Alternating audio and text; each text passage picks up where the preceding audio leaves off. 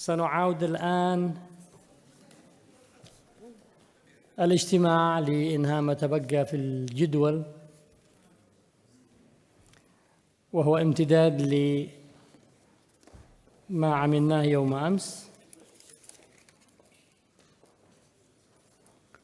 وستكون جلستنا الصباحية فيها فقرتين.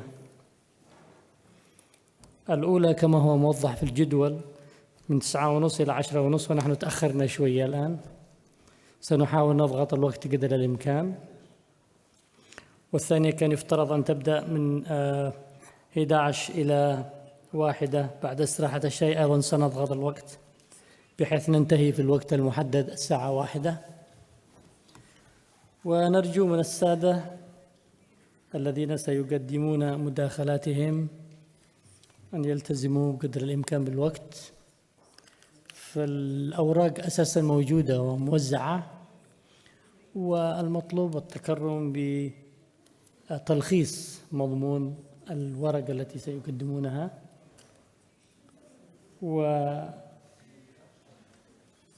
ونتمنى أن تحظى هذه الأوراق التي ستقدم بالمستوى المطلوب من التفاعل والمناقشة. فنبتدئ مع السيدة إيما الآن بورقتها. طبعا السيدة إيما ميجي هي متخصصة في الاستثمار الزراعي ومسؤولة في منظمة الفاو، وسيكون محور أو مجال الورقة التي ستقدمها ستسلط الضوء على المبادئ الخاصة بالاستثمارات المسؤولة في الزراعة ونظم الأغذية الري. فتتفضل.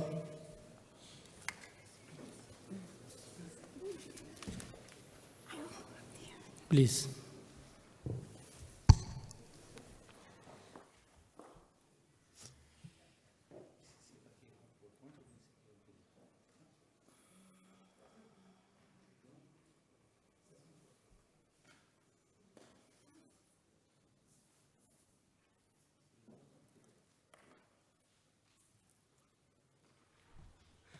Good morning. Is the microphone on? Can you hear me?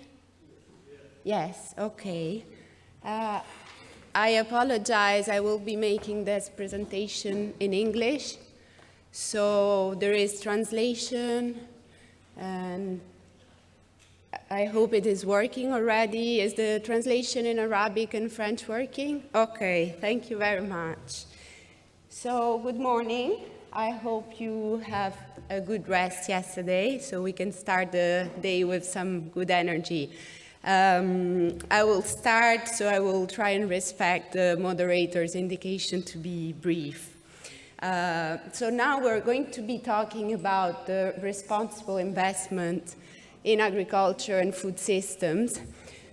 For those of you who don't follow English, I suggest you have with you a copy of this, because it will support you in following this presentation. So there are copies of this outside. They are in French, Arabic, and English. So I welcome those of you who don't have them to take some copies. Okay, so first of all, since we all come from different backgrounds, I would like to have a first understanding of what we will be speaking about. What is an investment? What do we mean by investment?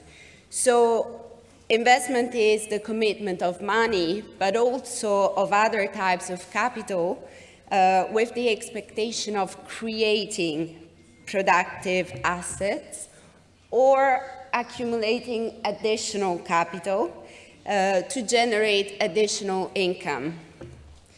So, for instance, an investment is the farmer who buys machinery to produce more, but also an investment is the state who builds new road to connect the farmers to the cities. Now, agriculture, just to be clear what we mean. When we say goods that originate from agriculture, we mean the food products that originate from livestock, pastoralism, fisheries, aquaculture, forestry.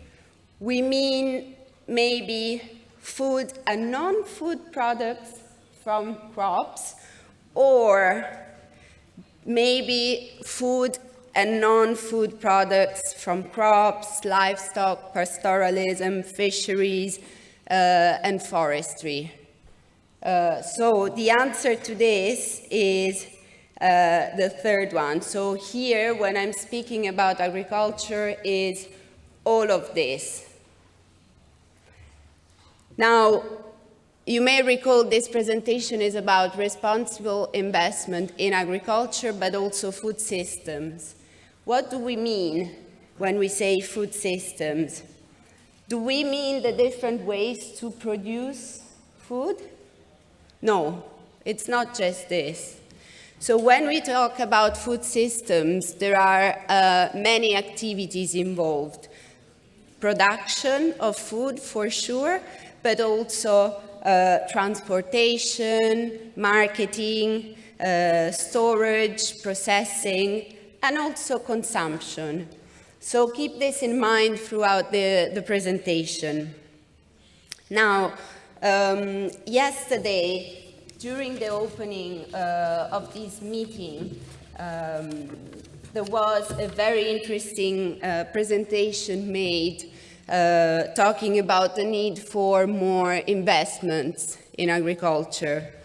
Now, also yesterday you learned that there are 821 million people undernourished. So just this would be enough to understand why we need more investment. However, we also need more investments for what is going to happen in the future years. So, the population is growing. There is expectation that it will reach 9.7 billion by 2050. People are moving towards the cities. People are also starting to ask for different food, for some kind of food that is more resource intensive. So this means that food availability needs to increase by 60%. On top of this, as those of us who were here yesterday will remember, there is an additional problem: climate change. So climate change is also making less productive agriculture. This also needs to be kept in mind when we think that more investments are needed. At the moment, there is not enough investment in agriculture, especially in developing countries. As you can see from this graph, while agriculture employs in developing countries almost 70% of the population, so a big number of people in developing countries work in agriculture, but the value added to the GDP of one country is much less. It's less than 30%. And if you see the third line in the graph, the credit that is going from states to agriculture is less than 5%. So this is telling us that we don't have enough investment. There has been some commitment already in this continent to increase investment. For instance, in 2014, the Malabo Declaration of the African Union sees the commitment of states to enhance investment. Sorry, moderator, there is a question from the floor. Can we give the floor to Mrs. from Burundi? Just continue. The translation. The translation. Ah, la traduction en français ne marche pas, s'il vous plaît.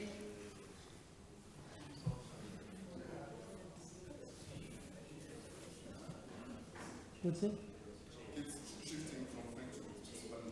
To Spanish. Il y a un problème avec la traduction. Ça semble que du français, ça passe à l'espagnol.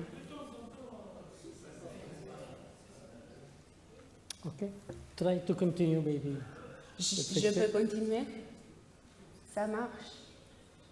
It's okay? Merci, madame. Merci. D'accord. Okay. Continue. Sorry about that. No problem. So we have the Malabo Declaration with increased commitment to enhance investment. There is also more recent, the Cairo Declaration from this year, where there has been a commitment to develop innovative investments, in this case to work on agricultural water in the region. So already this is happening.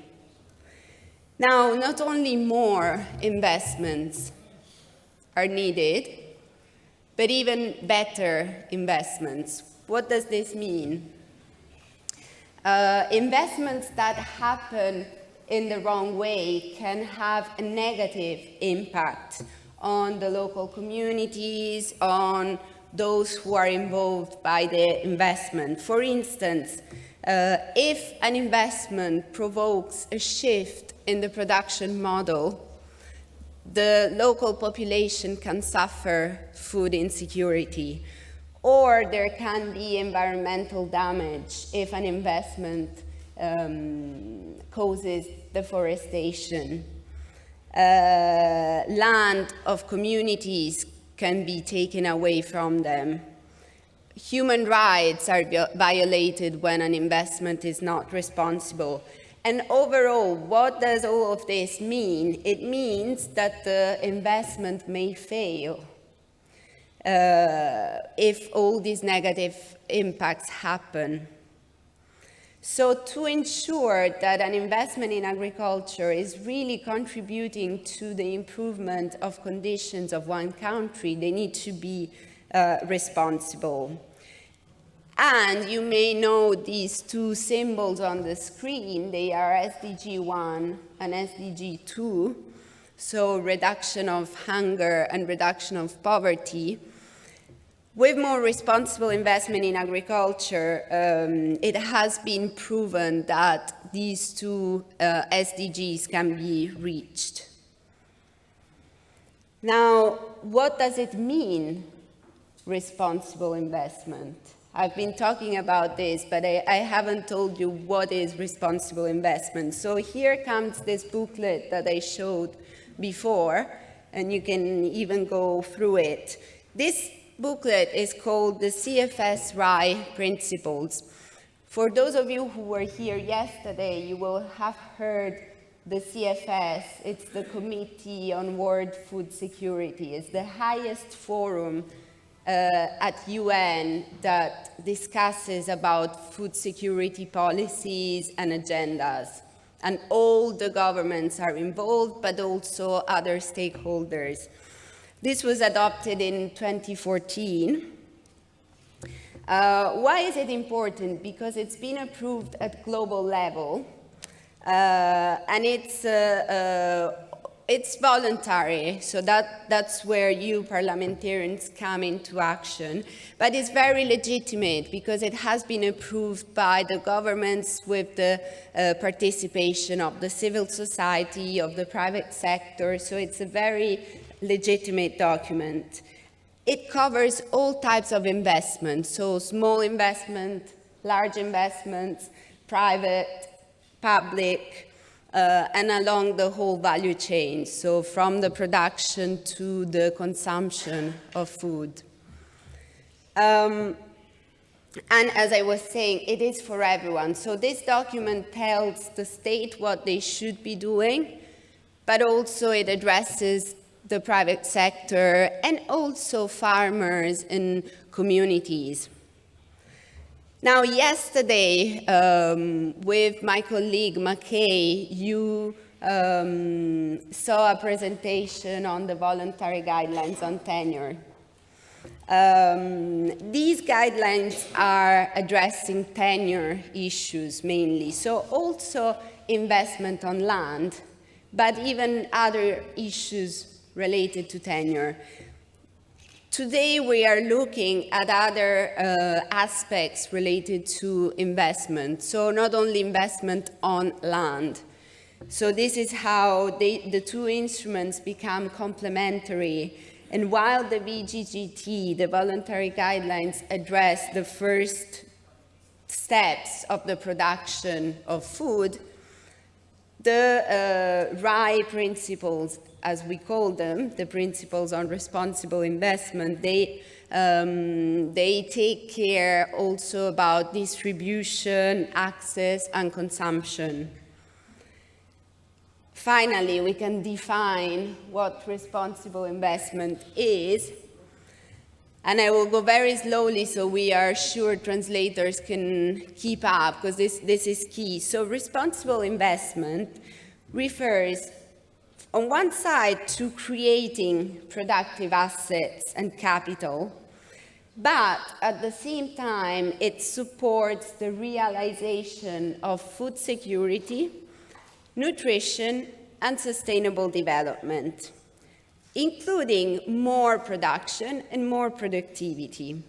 And another key aspect of this is that it requires respecting, protecting, and promoting human rights, including the progressive realization of the right to adequate food. Now, the right to food you will hear about more this afternoon. But just to be sure of what we're talking about, and I will be very brief on this, is the right of every human being to feed themselves in dignity, either producing their food or earning a livelihood that can enable them to buy their own food.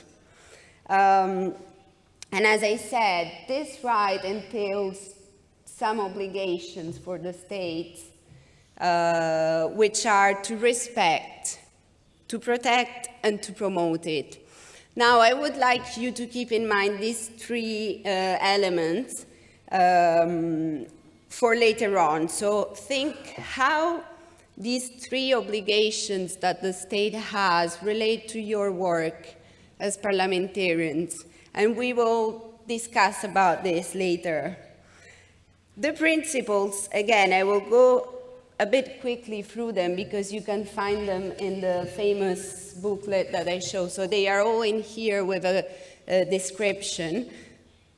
Principle 1 says that an investment, to be responsible, should contribute to food security and nutrition. Principles 2 is about contributing through an investment to inclusive economic development and reducing poverty. How? For instance, increasing the opportunities of work and also the conditions of work. An investment, to be responsible, should foster gender equality and also ensure women's empowerment. The fourth principle is directed at ensuring that when an investment is made, youth are included. The fifth relates to what we heard yesterday afternoon, which is to respect tenure of land, forests, etc. Then we have another set of principles that relate more to the environment, cultural heritage, and health. And basically they say that an investment has to sustainably manage natural resources, reduce disaster risk. So these are all indication on what an investment should consider. Respect cultural heritage and traditional knowledge, at the same time supporting diversity and innovation. So promoting innovation and putting it together with tradition. Promote healthy agriculture and food systems, so good, nutritious food. And finally, we have two principles that are more related to the processes.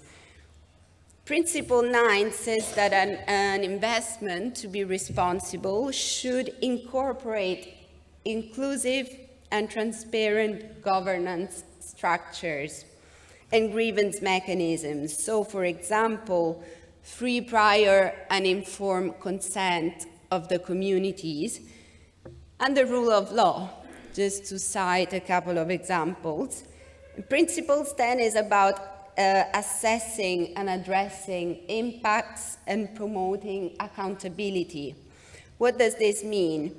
That investments should be assessed in a transparent and independent manner even before they are put into place. Changes during the life of an investment should be also checked upon. And in case there is any negative impact, also compensatory actions should be included. So these are the 10 principles, and I really invite you to read them more extensively because I had to go through them very quickly. Now, if I have some more time, and I'm looking at the moderator as I don't have a watch with me, unfortunately. I have some more time, thank you. Still have some time, go ahead. Okay, so now who are the main investors in agriculture? I give you a hint with this image here. Now, this very simple image tells us that the main investors in agriculture are farmers, surprisingly enough. Now, of course, farmers are the ones who invest the most on on-farm production. But also, the private sector is an important actor along the whole value chain. So when it comes to the other activities I mentioned, processing food, selling, and all that comes after the production. And finally, government's investments are key. They should invest in public goods. If a farmer is investing in his own farm, but then there is no streets, no transport to get to the market, there is something that is not working. So this is just to realize everyone should play their contribution. And in particular, this document takes into account small-scale producers, including family farming. And it is critical to reduce poverty and to end hunger, to support the capacities of small-scale farmers to invest responsibly and to benefit from investments that are made by other actors. For instance, by improving their access to inputs, extension, financial services, markets, etc. And yesterday I was very interested in what the representative from Algeria was sharing about a law that they have adopted that really enables farmers to access financial services. If they cannot access credit, they will not invest, simply as it is. And so this is why there should be support also from the other stakeholders. Now, getting closer to a conclusion, just to share with you some activities that from FAO we are undertaking with parliamentarians. Well, this you cannot read, but I'll tell you about it, is raising awareness of parliamentary networks. Yesterday, this network had its first meeting, and it is key to really cooperate across countries to advance in these issues. and also learning materials. So you may have seen outside that there are some leaflets like these. We have some courses online to go through this more in detail. And there is also a learning program specific for policymakers and parliamentarians on how to create an enabling environment for responsible investment. So how can a parliamentarian contribute to this? And this material for now is available in English, French, and Spanish, but next year we will have it in Arabic too. And this is how the e-learning center of FAO looks like. So there are several courses you can look. You can just even Google e-learning center FAO and you will find these courses. Now, right now, we are working on something specific. Yesterday, our colleague from the Kingdom of Bahrain was asking here, how can we parliamentarians have instruments to do our work and improve food security and nutrition? We need instruments.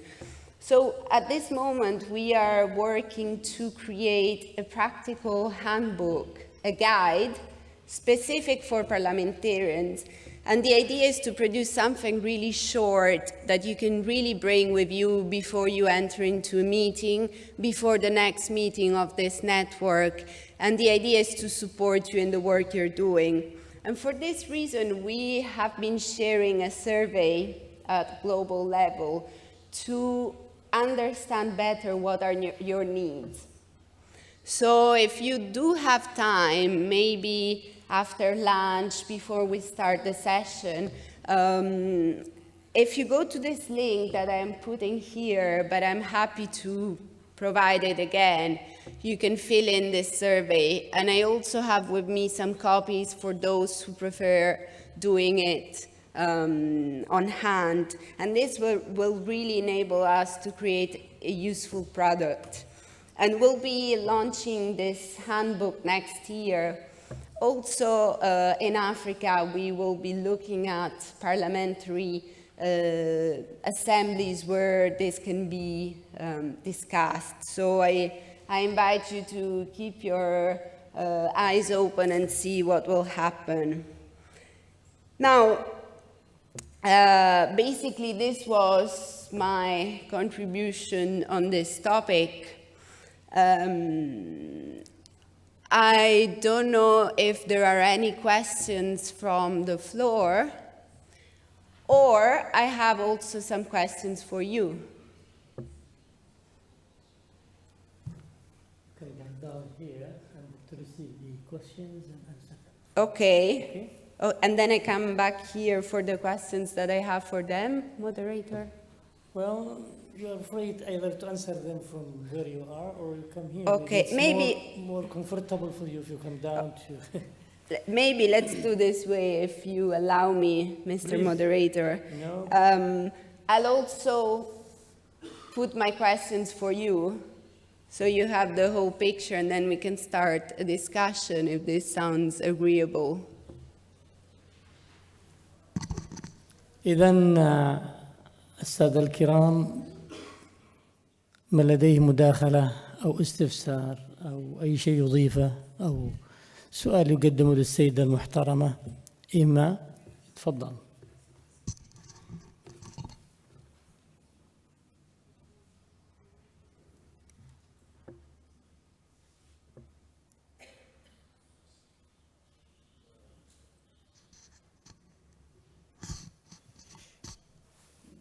السيدة المحترمة تفضل.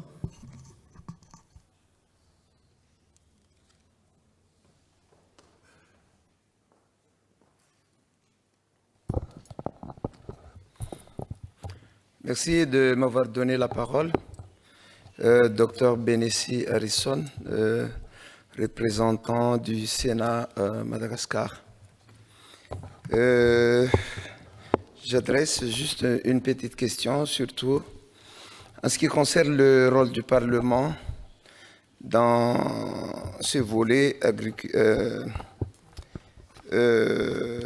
système investissement responsable.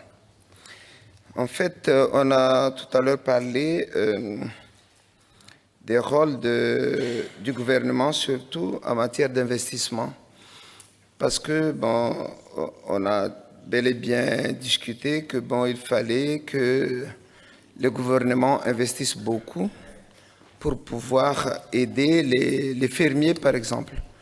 Quel est vraiment le rôle des parlementaires à ce sujet? Est-ce qu'on devrait convaincre le gouvernement pour pouvoir s'investir davantage, pour accompagner les fermiers dans le système, ou bien seulement on se cantonne sur la sensibilisation?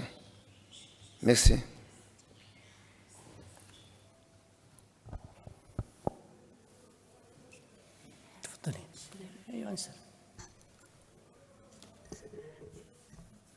Does this work? Yeah, okay.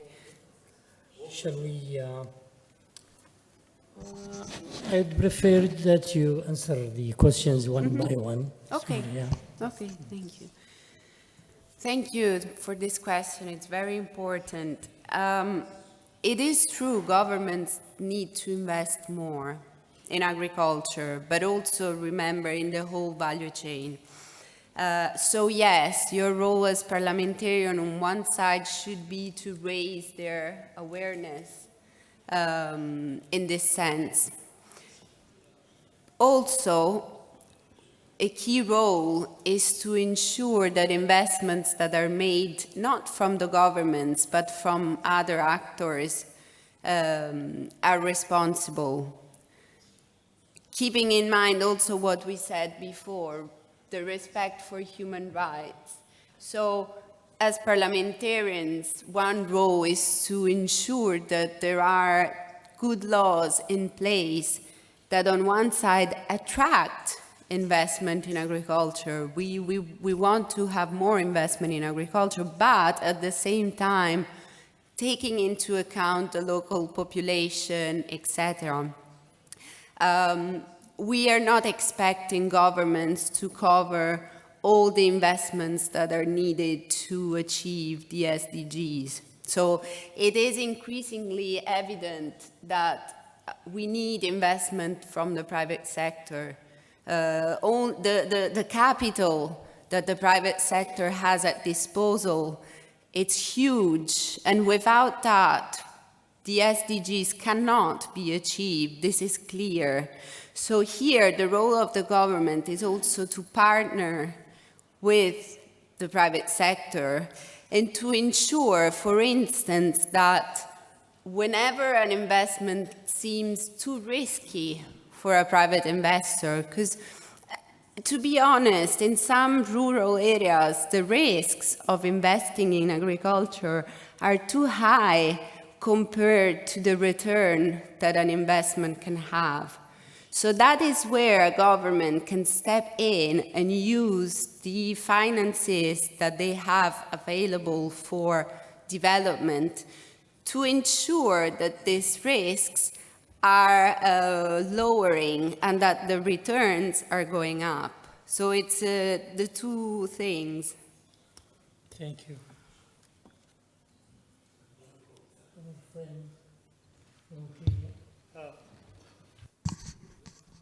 Hello.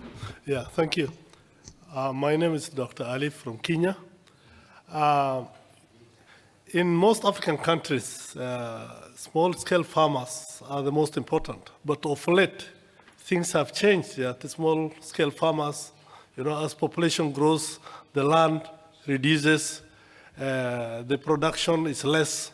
The banks or the private sector was supposed to bring investments are becoming very greedy. Governments are failing.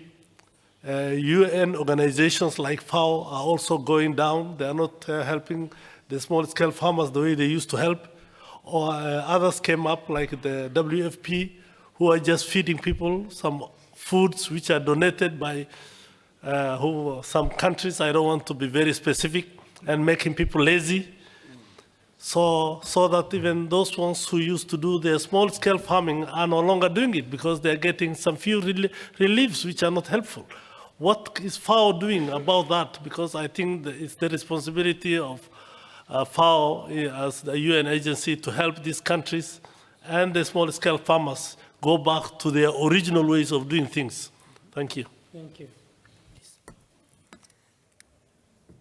Thank you. This, I think it's also a key question. So small-scale farmers are key, but what are we doing to protect them, to ensure they can keep doing what they have been doing so far? There was yesterday McKay's presentation that was all about protecting the rights to land.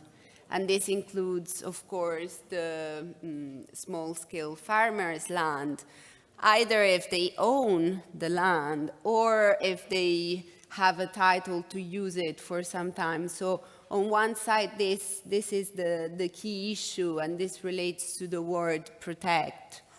On the other side, there is the word promote. Maybe it's not very known yet, but from this year, the UN Decade on Family Farming has started, and it has an action plan for it. So for the next 10 years, there will be many activities promoted by FAO, by IFAD, you may have heard of IFAD as well, by the WFP and other organizations to really ensure that at least what we are promoting is supporting family farmers. So this is another action. Now, of course, in this room, I see people from different countries, so there are different situations in all of your country, different concerns. So really, the action in each of your country should be different. In some countries, for instance, youth are leaving the rural areas precisely because what you were saying. So they're not able to continue with the production of food. They migrate to the cities. So this is why also we're trying to promote the fact that it's not only about looking for a job in rural areas, it's really about investing in rural areas. So the youth shouldn't be just paid workers. If the state promotes conditions that enable youth to invest in a small farm or to benefit from investments that are made in his area. So if the youth has access to credit or there are good rural insurance, all of this will enable it to do it. But we need to do this together, and I think that's why we're here as a network to really try and see what other countries are doing and how they are doing it. Thank you very much. السيد المحترم من المملكة العربية السعودية.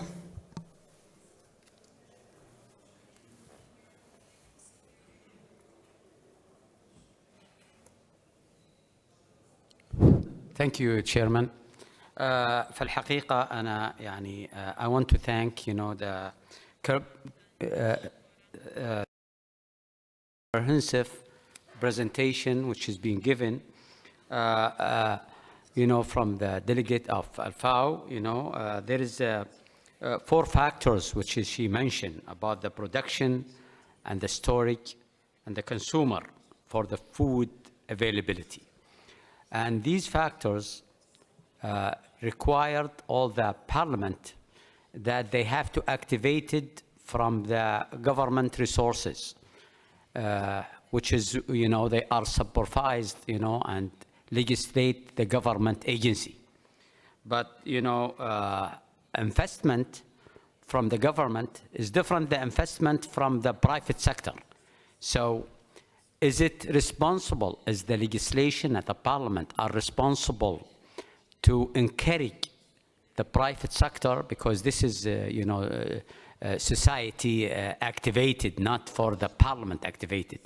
So this is one of the most important factors to encourage the people to activate it on the investment. The second one, that she mentioned that there is 70% of the labor on the African who is working in the farmist. Today, technology is improving and upgrading. We don't need manpower today. Technology is very active right now. You could make less power hand on the farmist, for the production, and you could use the technology to reduce the cost. So the people who are, cannot afford, that they hire people to work on the farmist, they could use the technology to improve the production of the farmist. And the legislative from the government, which is they have to build the roads, they have to make the connection of a website for let the people to know about the farmers, to make media, to make the facility of the farmer, to encourage the farmer that they could reach anywhere in the world, so that this will be activated. So all these things have to be highlighted. What should we do as a parliament in this sector? Thank you very much. Thank you very much.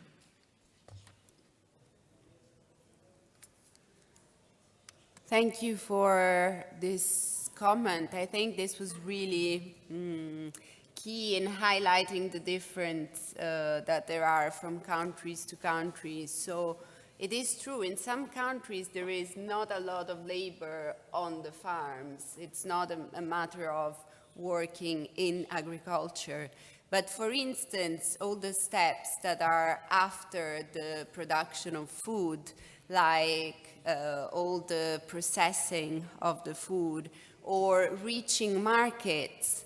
So all for instance, the agribusiness sector is something that some of your countries are looking more and more at. And so perhaps there is where investments should be increased. Also, something that is key, I think, to keep in mind is that responsible investment is about promoting healthy food, nutritious food. So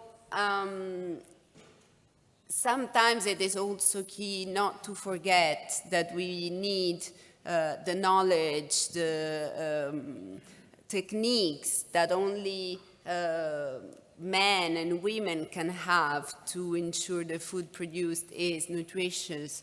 Not sure if many of you have heard of what we call the food composition. So basically, you can have two bananas that look identical, that are the same, but then the nutrients that are inside are very different. So I can eat a banana with no nutrient at all, and I can eat one that is really rich. And that is where we need good soils, good nutrients, and all of that. So this is also to be kept in mind at the moment of farming. And yes, the connection is to be between the rural areas and the cities, but also with the other countries. Perhaps each country specializing in a product that they are very good at producing. So it's really a matter of identifying where the needs are. And I'm sure this will be very different from in each of your countries. Thank you very much. سيد المحترم من الجزائر، رفعت يدك؟ تفضل. شكرا. بسم الله الرحمن الرحيم. أنا لدي ملاحظة.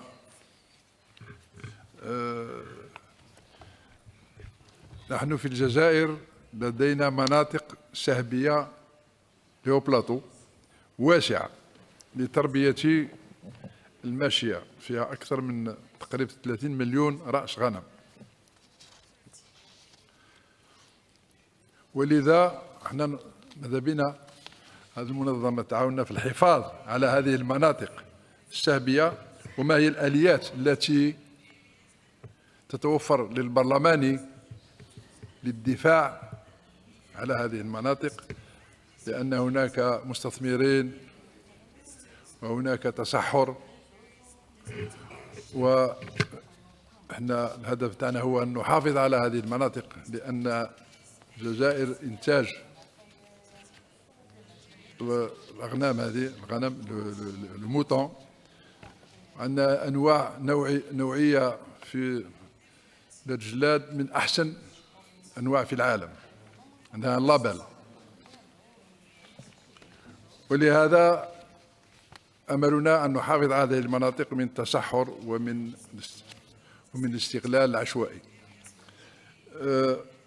كما يجب أن نشجع المستثمرين أن يتوجهوا إلى المناطق الصحراوية الشاسعة. لدينا صحراء شاسعة فيها الماء، فيها كل خير. يهودوا الصحراء يخدموا، مرحبا بهم، ويخلوا لنا السهوب، يخلوها ربي خلقها موجودة لتربية الأغنام من طبيعتها، من الأعشاب اللي تنبت فيها، من حلفة، الشيع، أنواع. ولذا ما من الطعم نتاع الغنم أو الموطون الجزائري عنده ذوق خاص. ذاك الذوق يجيبوا من هذه الأعشاب ومن هذه ليزاروم، ليزاروم إلى ان جو بارتيكولي. alors ماذا بينا نحافظوا على هذا الكنز هذا وهذه الثروة. شكرا.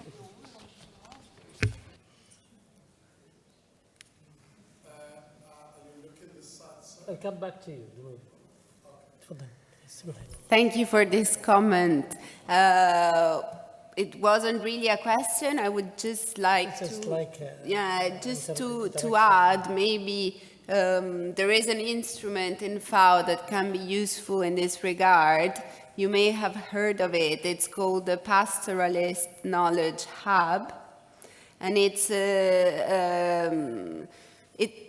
it's mainly a tool, a platform where countries exchange their knowledge on how they're doing exactly what you were thinking of. So how to protect from desertification, how to ensure the sheep are really protected, and how this work can help. So I recommend you look at it. It's called Pastoralist Knowledge Hub.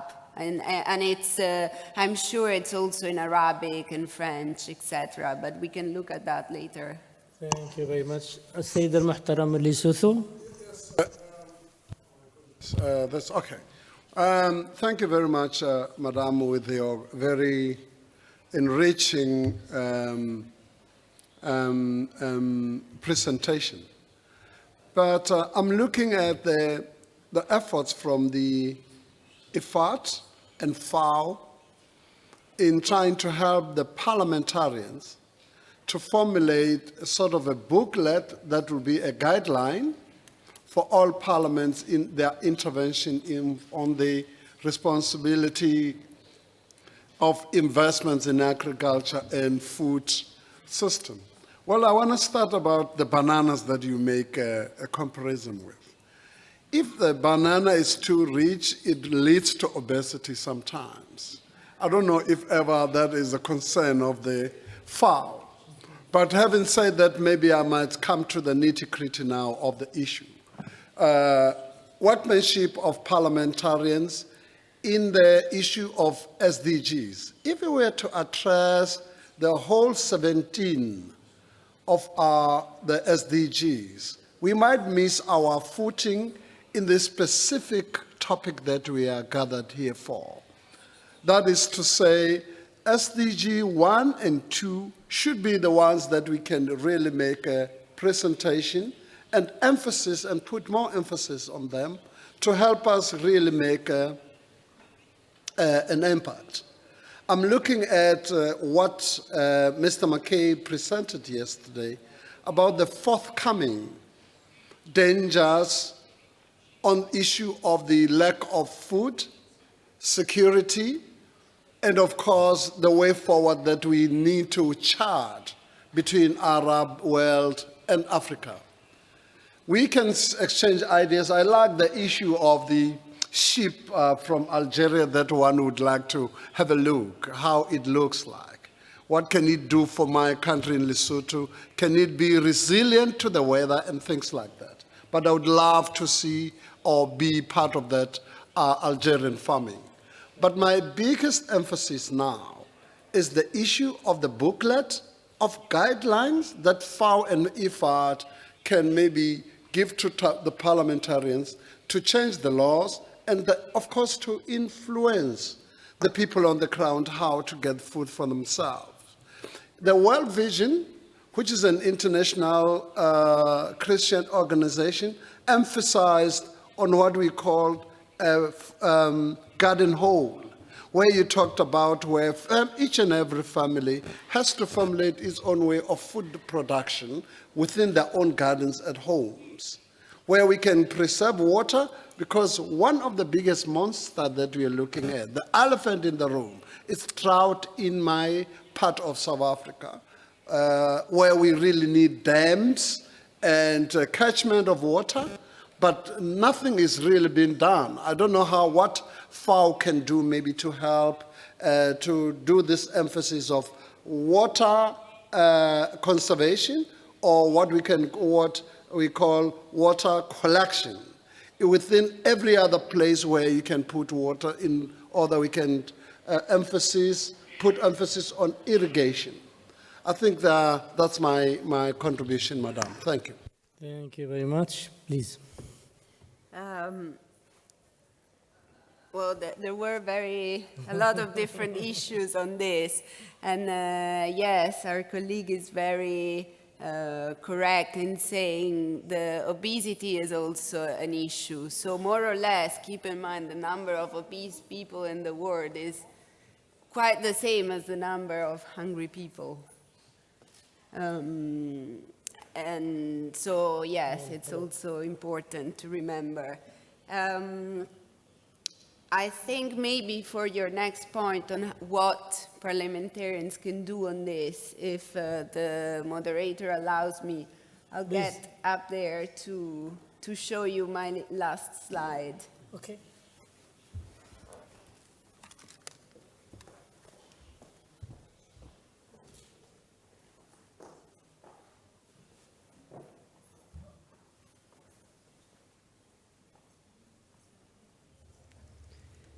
Sorry, it went back, but I'll be quick.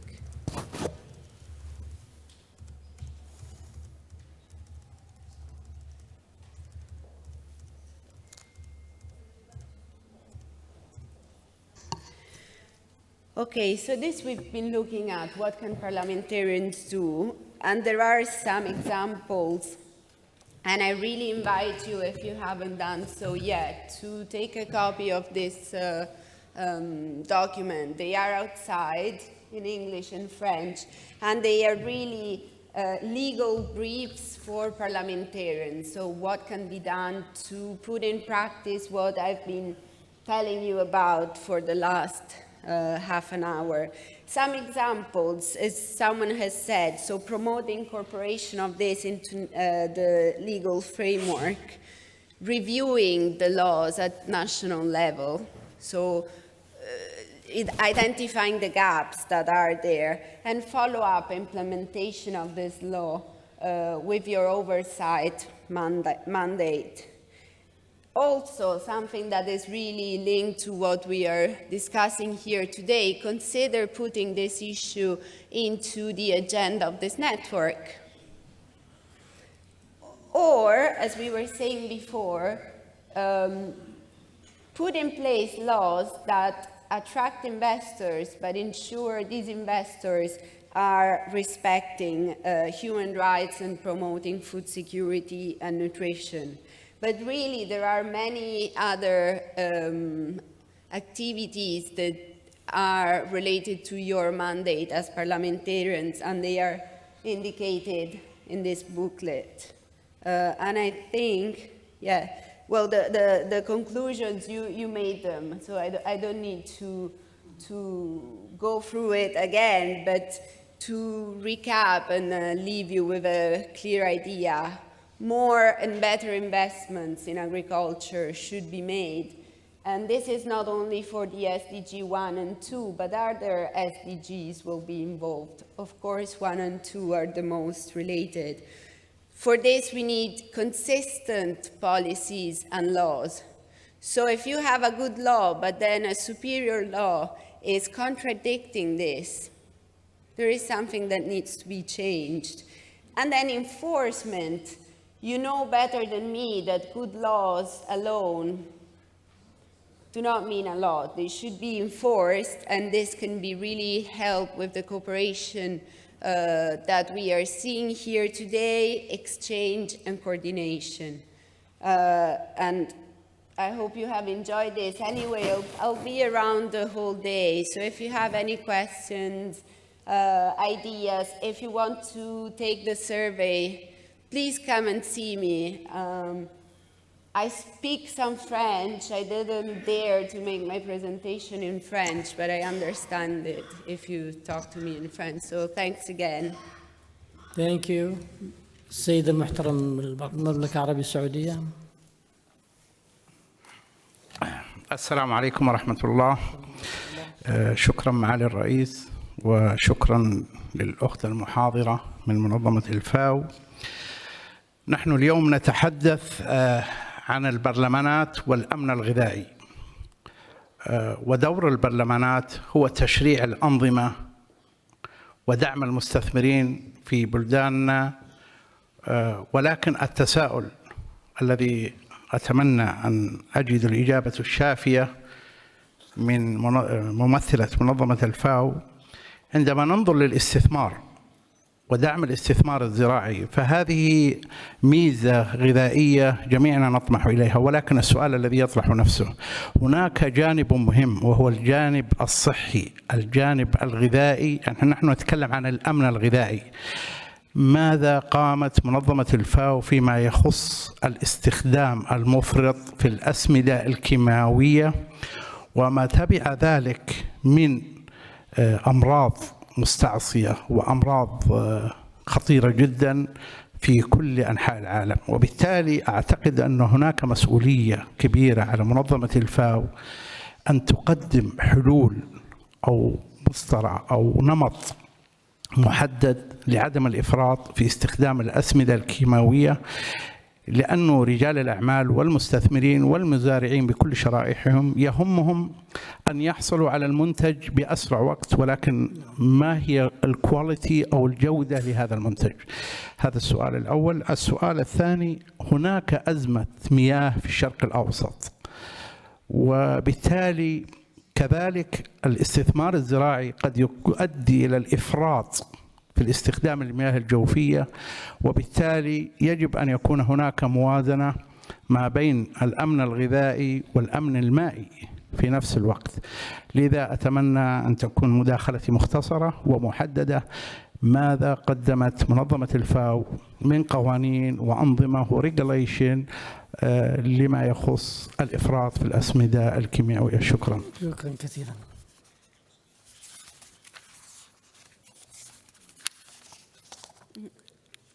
Shukran. Thank you for these points. I think it is important to remember what FAO is. An FAO is an organization composed of member states. We are an intergovernmental organization. So this means that decisions in FAO are taken by the states who are part of FAO. So it is, again, key that the countries, for instance, that are present today start expressing more these concerns. So this is on one point. The issue of healthy production of food is certainly key, and it's key when we're talking about investments. I agree with you. Principle number 8 of the booklet you should have with you is about healthy agriculture. It's about promoting production of good food, etc. So this is an instrument that can be used. Again, as I was explaining before, this is not a law, this is a voluntary instrument. To become law, the state needs to incorporate this into their national system. So as FAO, we can support on how to do it. We have, for instance, a legal office in FAO looking at development issues, but we cannot impose any laws. So this is also to be kept in mind. Regarding water, I mentioned earlier on the Cairo Declaration that was adopted in 2019. So I think in this room there are people who know this declaration better than I do.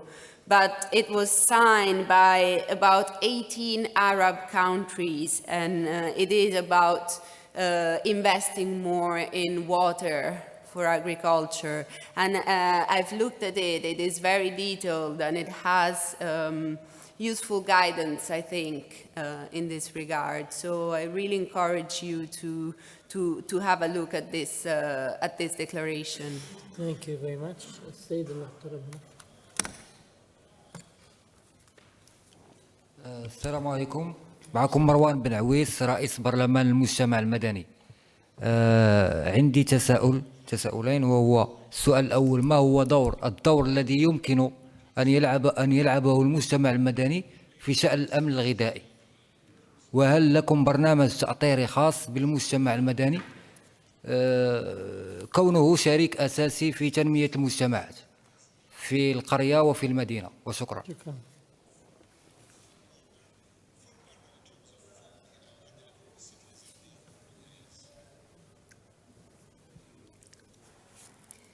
Thank you. Indeed, the civil society is a key actor in all of this process. Again, if you look at the booklet, at the end of it, there is a series of roles and responsibilities for all actors, including for civil society. So civil society is key in asking for more attention to this issue.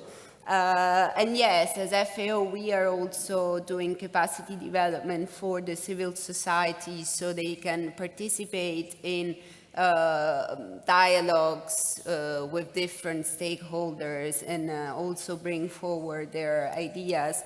And in this committee I mentioned, the CFS, civil society has a seat and they have a right to speak. And they're really taking into consideration. So it is for sure a very key actor in this process. Thank you. نريد أن نختصر لو تكرمتم الأسئلة والأجوبة لأنه تقريبا الوقت انتهى المحدد لهذه الجلسة. السيدة المحترمة من ليبيا، بس بسرعة لو تكرمتي. السلام عليكم. السؤال على السريع: هل توجد برامج عملية عند منظمة الفاو ومنظمة التغذية العالمية لإنشاء ورش عمل للبرلمانيين وأعضاء المجالس الشورى والفلاحين والمستثمرين لتوضيح أهمية تكامل الأدوار عندهم ووضع مشاريع استثمارية أيضا تعود على الجميع بالخير ولرفع مستوى الأمن الغذائي، وأيضا الضغط الإعلامي لتوضيح أهمية هذا المشروع العظيم يعني لدى العالم؟ شكرا.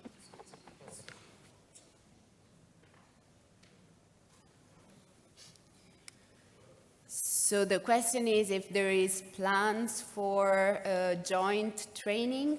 Do I understand this correctly? هل السؤال حول عملية تدريب مشترك مع الفاو مطلوبة ولا ما هو السؤال بالضبط؟ مش يعني الاجتماعات يكون كل سنة، إن يقعد مستمر الاجتماع مع ناس معينين اللي هم تحت المجتمع المدني والمجتمع والبرلمانيين والاستثماريين لتوضيح أهمية تكامل الأدوار في الموضوع الأمن الغذائي، إن نحن كلها مكملة بعضها، كل واحد يقوم بدورة. هذه تحتاج إلى توعية عامة، توعية مهمة يعني دقيقة في الموضوع هذا. Okay, now it's clearer. So in any country in which we intervene, we always start by an assessment that involves the different stakeholders, so civil society, parliamentarians, government, private sector, and we sit down together for some days to identify what are the gaps related to that country. So that is always the starting point of this program. But as said, for us to intervene, we always need requests from the member state. Okay, thank you very much. السيدة المحترمة من مدغشقر. Okay, we'll come back to you. Please, go ahead. You raise your hand. Okay.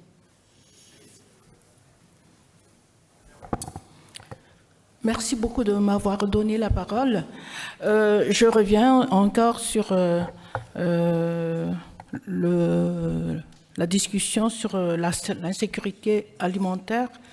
À vous, Madame. Vous savez, à Madagascar, 80% de la population sont des agriculteurs. Et d'héritage en héritage, leurs activités principales, c'est l'agriculture. Donc, ma question, c'est d'après vos expériences et vos analyses en investissement agricole responsable à la FAO, quels sont vraiment les facteurs bloquants qui empêchent les petits fermiers, les agriculteurs de produire et d'investir dans la production agricole, alors qu'ils vivent toute l'année de cette production, mais ils n'arrivent même pas à subvenir à leurs besoins. La seconde question, c'est à propos du changement climatique.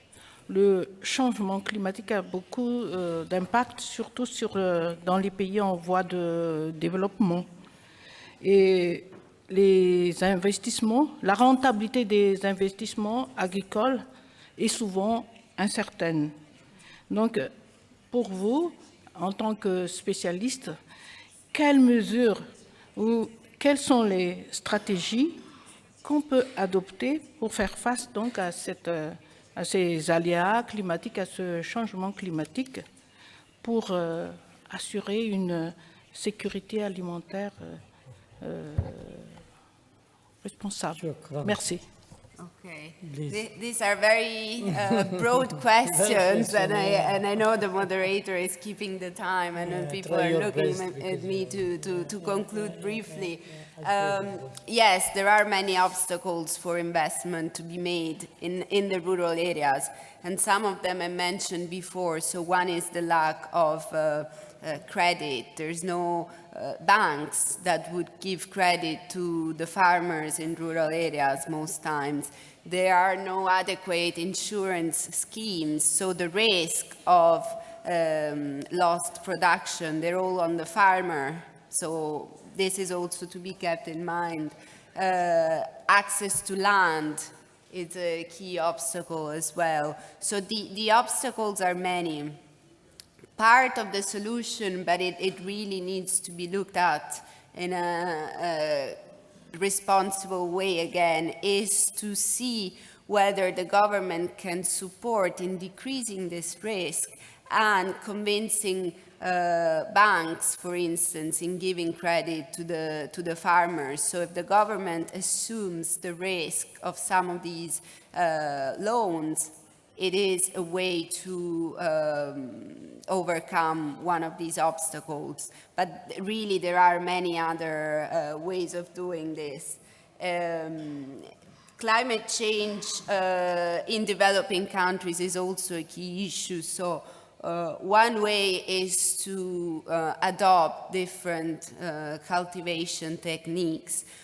Part of the contribution of climate change is extensive monoculture. So we are also contributing to the picture. So as we were saying yesterday, we need to also rethink the way agriculture is done to, in some way, adapt to climate change, mitigate its effects. And I'm sorry, I think I have to stop here. The lady from Burundi, please. السيدة from Burundi. Merci. Je m'appelle Glorieuse Akizimana, sénatrice du Burundi. J'ai bien compris en fait l'investissement en fait responsable dans l'agriculture pour pouvoir permettre en fait au pays de vivre mieux, d'éradiquer la faim dans nos régions. Moi, j'ai compris aussi un petit moment, vous avez fait allusion à la jeunesse, mais j'aimerais en fait entendre plus de la part de la FAO par rapport à l'encadrement des jeunes, parce que vous savez, dans nos pays, comme disait ma collègue du Madagascar, où la population est à 90%, si pas plus, agricole, les jeunes, à un certain moment, vont dans les villes, l'exode rural les ramène dans les villes, et au niveau de l'agriculture, il n'y a plus beaucoup il y a plus beaucoup de choses qui se font parce que ce n'est plus en fait une agriculture qui se transmet de père en fils ou autre parce qu'il n'y a pas vraiment d'investisseurs. Ma question était presque la même que ma collègue, mais plus dans le sens des jeunes. Que feraient en fait les FAO pour encourager ou comme vous allez faire pour nous autres parlementaires pour nous apprendre, nous faire ce petit livret, ce serait bien qu'à l'endroit des jeunes et des femmes, il y ait quelque chose de concret pour stimuler les agriculteurs en fait à rester agriculteurs dans leur région. C'est ma question. Merci, Madame. Yes, FAO is also looking at this key issue of youth. In some countries, as you were saying rightly, agriculture is not so attractive anymore, so they're migrating to the cities. So the first thing is to make agriculture look attractive again. And for instance, as some colleagues were mentioning before, the use of technology, the use of innovation is something that can support in this. And also the dissemination of champions in agriculture, so success stories. If there are youngsters who made it or who are making it in agriculture, it's important to disseminate, to communicate this is happening, to give good examples to the other youth. As FAO, we have developed a specific approach that we use when we work with youth to identify what is the problem in relation to them, so specific. This tool is also downloadable from the internet and everyone can use it. We have developed also guidance notes to use it, so at the end maybe I can tell you where you can find it, and it's really, you can use it in your country too.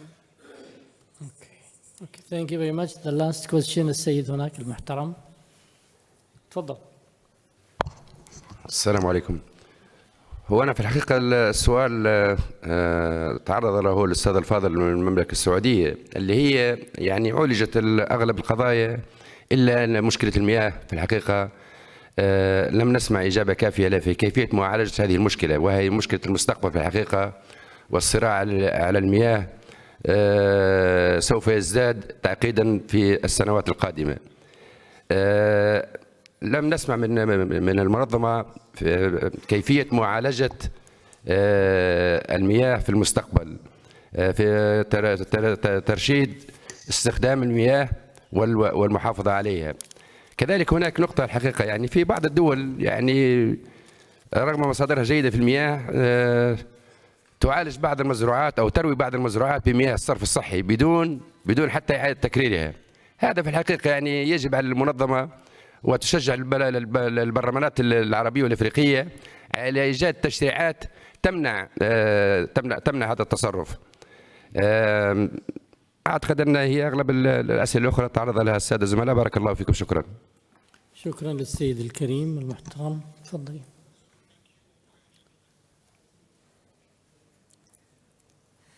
Thank you. Yes, you're right. I haven't spoken a lot about water, but we have in FAO experts in this sector, and I am not one of them. So I'll be also happy to point out to you where you should look at and what has been done by FAO with respect to water and legislation related to water.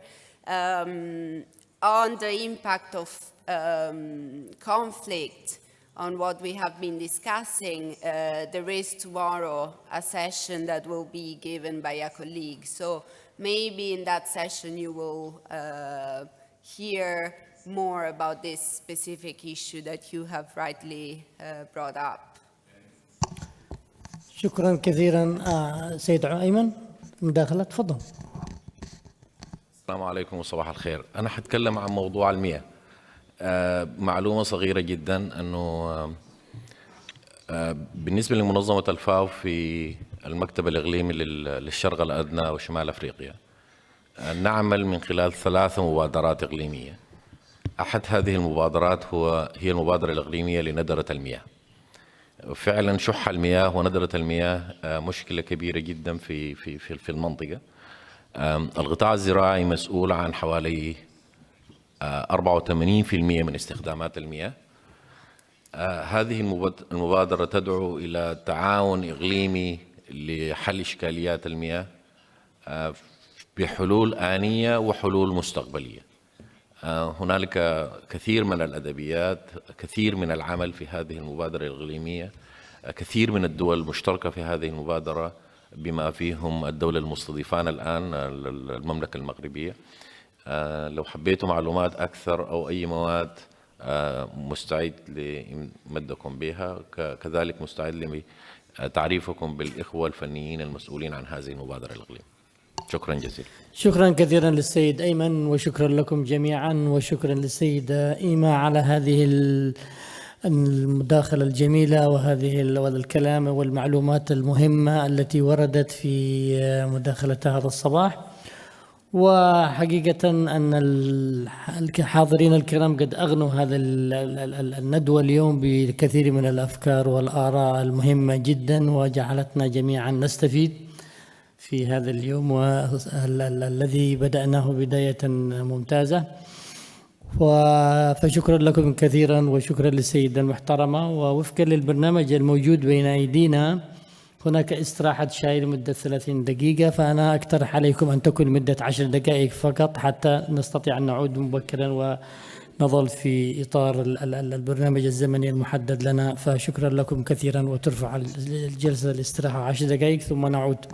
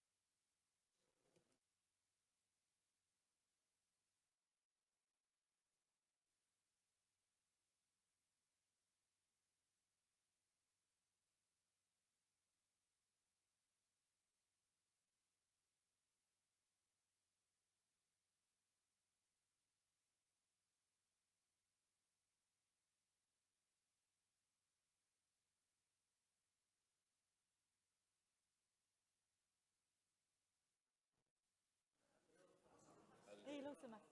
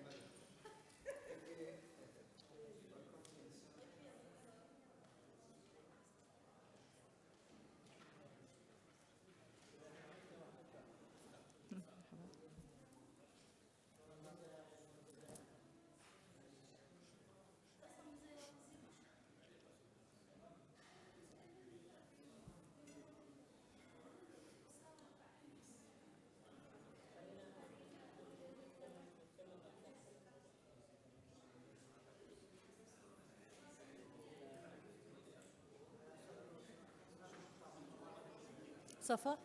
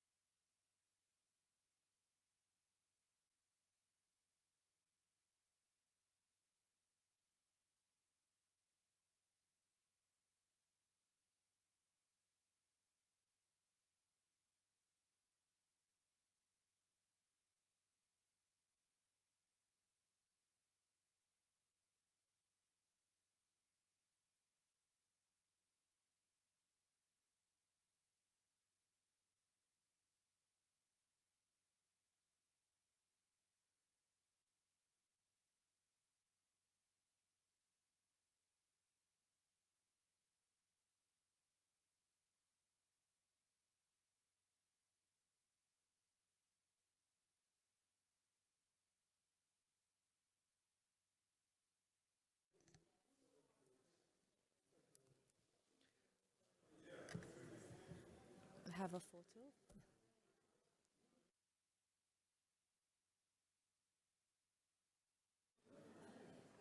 Or just we're waiting for you.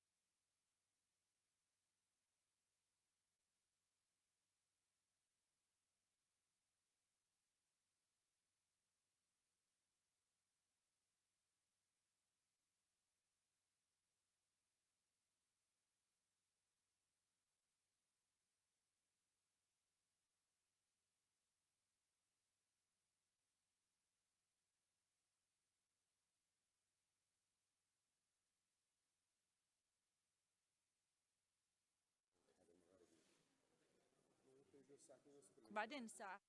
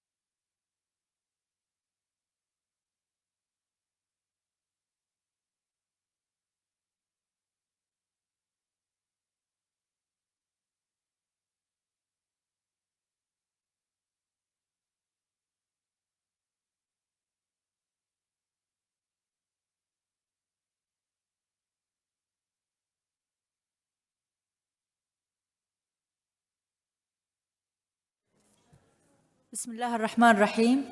السلام عليكم ورحمة الله وبركاته، وأسعد الله أوقاتكم بكل خير.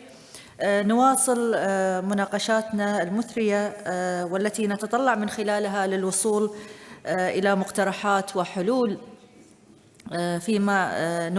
لما نواجهه من تحديات في مجال الأمن الغذائي. وكما نعلم جميعاً أن مدى أهمية الأمن الغذائي وتأثيره على استقرار وتقدم الشعوب. الآن طبعاً في جلسة اليوم والتي سيقدمها السيد خوان كارلوس غارسيا سيفولا، الخبير في مجال الحق في الغذاء في منظمة الفاو. هذه الجلسة التفاعلية حول الدروس المستفادة والآفاق المستقبلية باتجاه تحقيق الأمن الغذائي من خلال الشبكة البرلمانية للأمن الغذائي في أفريقيا والعالم العربي. كيف يمكن للفاو والرابطة العمل سوياً في المستقبل؟ قبل أن نبدأ أود أن ألفت انتباه الحضور الكريم أننا مقيدين بوقت محدد، لذلك أعتقد أنه سيكون أقل من ساعة. فالأستاذ سيبدأ ورقته ومن ثم سنفتح باب النقاش. شكرا لكم. Please go ahead. Thank you, Chair. Thank you for this opportunity to share some experiences. This session was not planned exactly in this way, so I apologize because I don't have any PowerPoint to facilitate the understanding of my presentation. Well, the first thing is a question that many governments and other stakeholders pose to FAO. Why FAO is working with parliamentarians? Because traditionally our counterparts are the governments. And the reason why we initiated this work with parliamentarians is because, well, when we look at the policies and we look at the diagnostics are reasonably good. And we see that there is a reflect of those problems related to food security and nutrition in the diagnostics.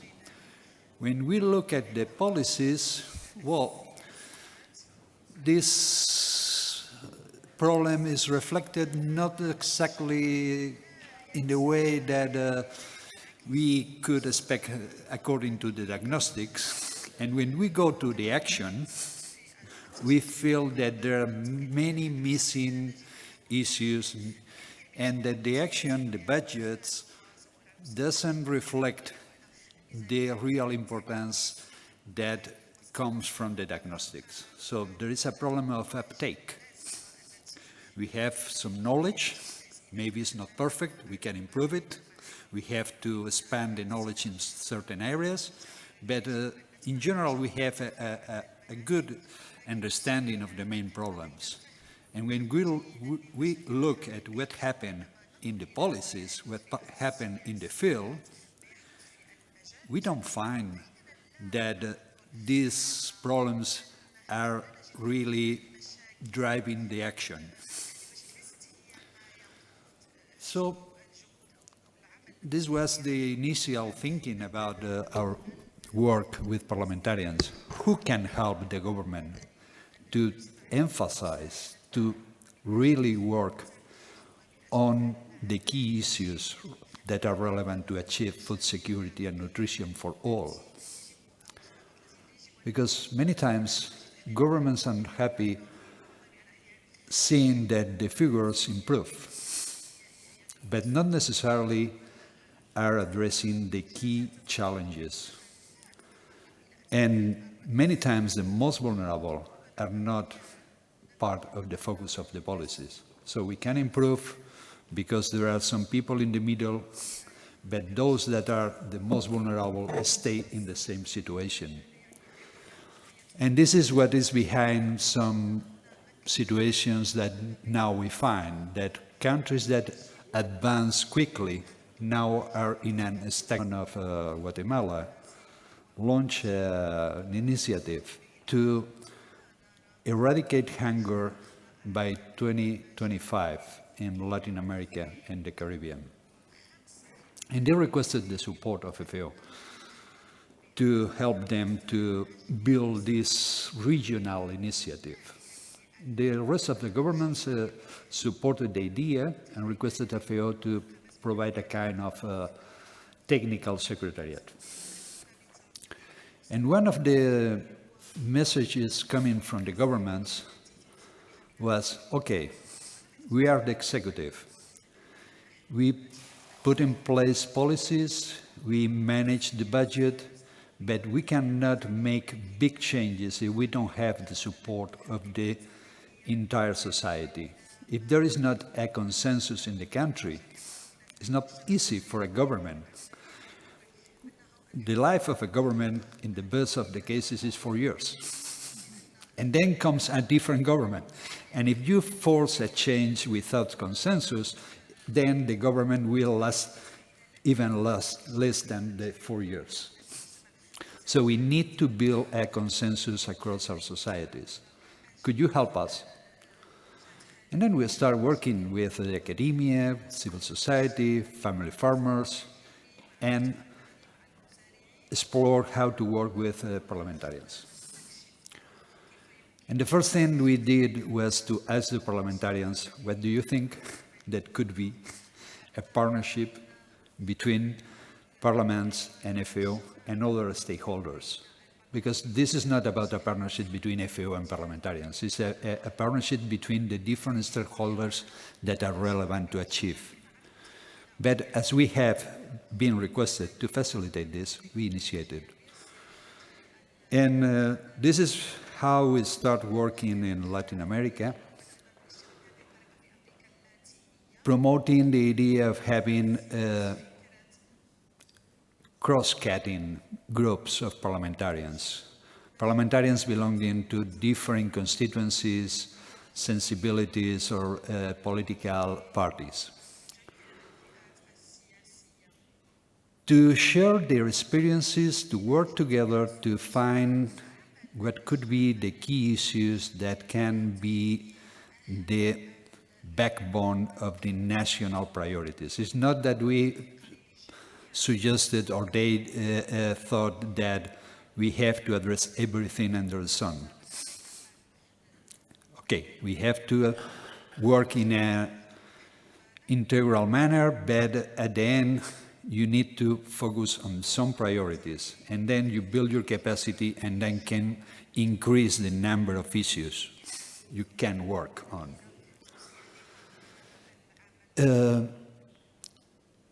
Thanks to the interest of the Parlatino, the Latin American and Caribbean Parliament, that is a regional parliament that gathers 23 countries from Latin America and the Caribbean. And the parliamentarians belong to the national parliaments, and they are appointed to represent also the country in the regional parliament.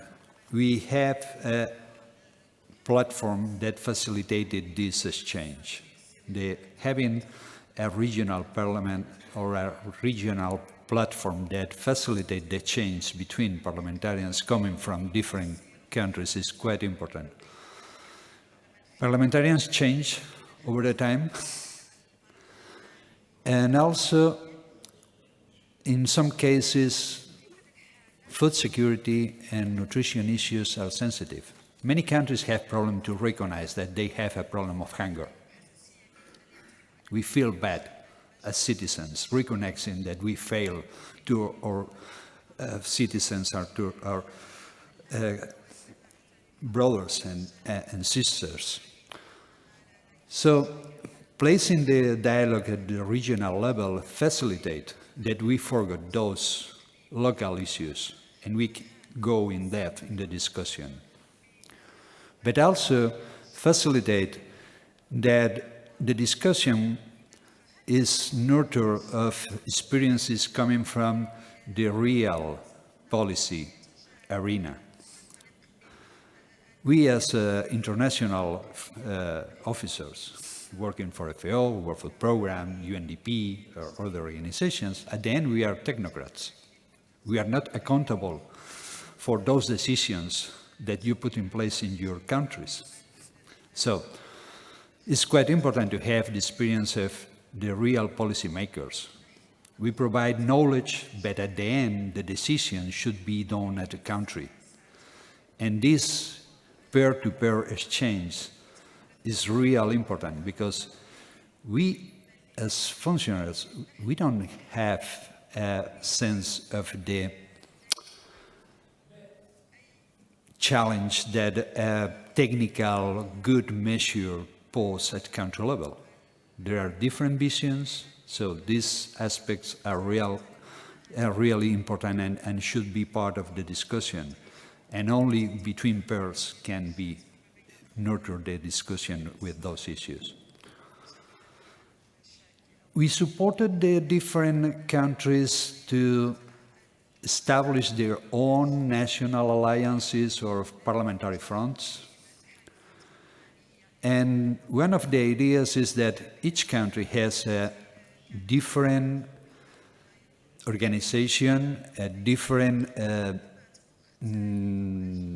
framework in terms of the work of the parliament, the functions of the parliament, the interaction between the parliament and the government. So we didn't want to have a kind of model. The idea is to keep these parliamentary fronts and alliance adapted to the reality of the countries. So at the beginning there was a big discussion coming from some countries that would prefer to have a kind of statutes of what is a parliamentary front. And the others convinced them, no, in my country, if I try to do this, we will not be able to have a dialogue in the parliament because the roles of my parliament are different. So we will be creating something that is not under the law, and it's not possible. So finally, they agreed to have a very flexible approach. Second thing that we facilitated is the exchange between parliamentarians and other stakeholders. If you want to have a dialogue that is linked to the reality of the country, parliamentarians need to receive feedback from other stakeholders. Civil society, academia, social movements, farmers, and particularly the linkage with academia is quite important because most of the parliaments don't have a think tank that provide them with analysis.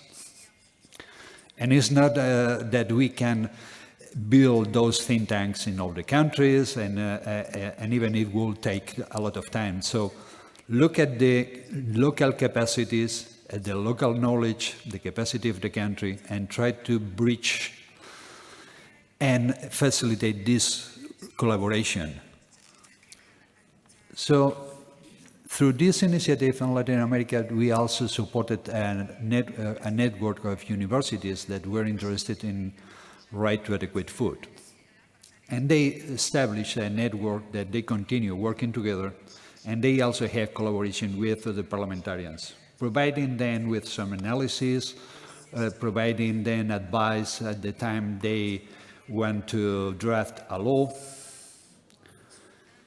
So in this way, we multiply our capacity to support the countries and also doing it based on the local capacities. That is a key element of any development strategy.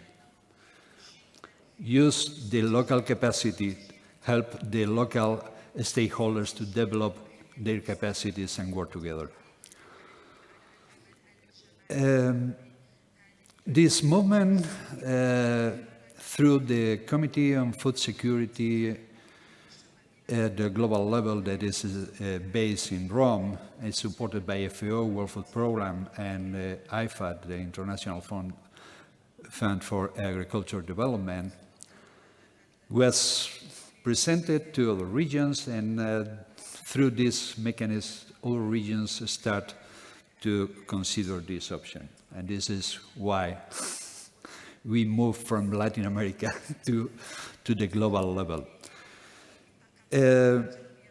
For each region, or for each sub-region, we have to look to an arrangement that could work for the region or the sub-region. We have different legal cultures, we have different contexts. So what we facilitated was to exchange the experience of the Latin Americans, parliamentarians with our regions, but not trying to transfer the model. I think that each region needs to develop their own approach. And for instance, one of the issues that came from those exchanges was the denomination. In Latin America, they like it to denominate parliamentary fronts. And some colleagues from other regions said, oh, front in my country has a nuance to the civil war. So avoid this denomination. And then they decided to call it alliance. And in other parts, could be a network. It doesn't matter if we have a name or another. The main point is the spirit, to have this dialogue and this collaboration, an open mind to have an exchange with people that may think in a different way, but could have a good experience that can help us. So this is the basis of the work that FAO has been supporting for the last 12 years with parliamentarians. We also think that the more the better. If we have other partners, we don't want to have to be the owners or the leaders of anything. But our role is to facilitate, and if we can have the collaboration and the support of other agencies and other institutions, this will facilitate that we achieve our results. Resources are limited, and this is one of your main challenges. Even if you think, okay, if I convince the finance minister to allocate 20% more for this, even in this case, you will have a limited amount of resources. So we have to optimize our resources and synergize. And, well, just a last word about this initial.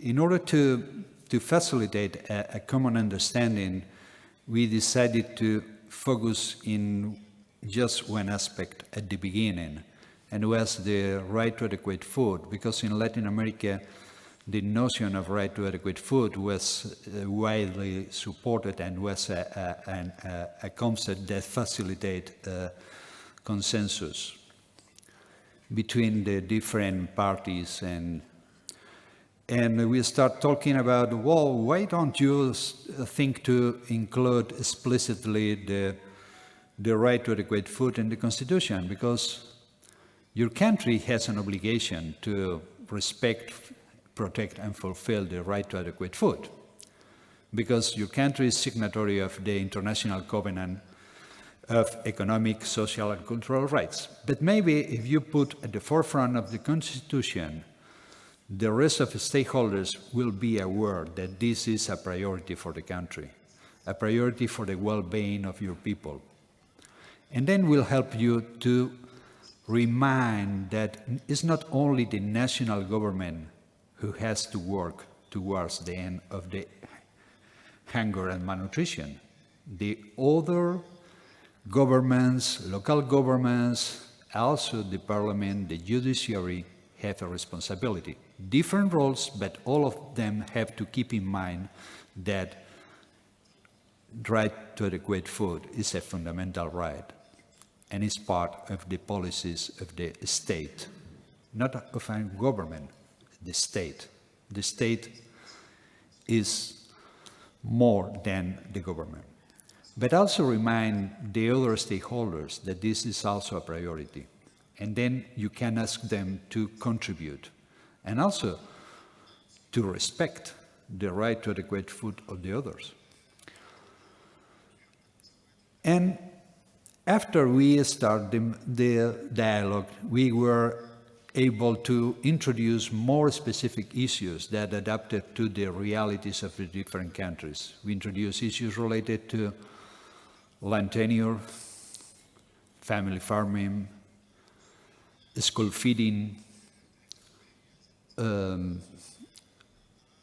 labeling and information for consumers, and particularly the right of the children to education and information. Many times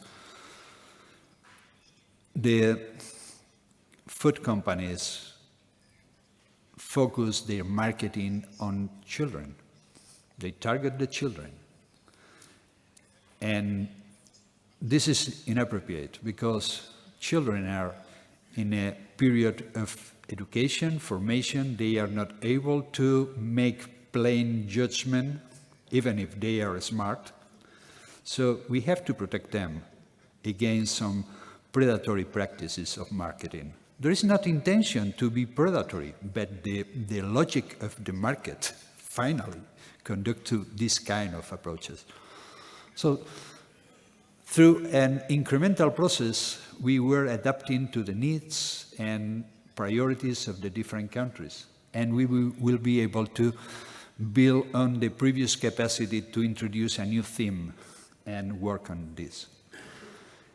And I have a tendency to talk too much because I've been involved for a long time on this issue. So I think I have to stop here, and maybe we can have a dialogue, and there is opportunity for questions and for statements. Or thank you, Chair.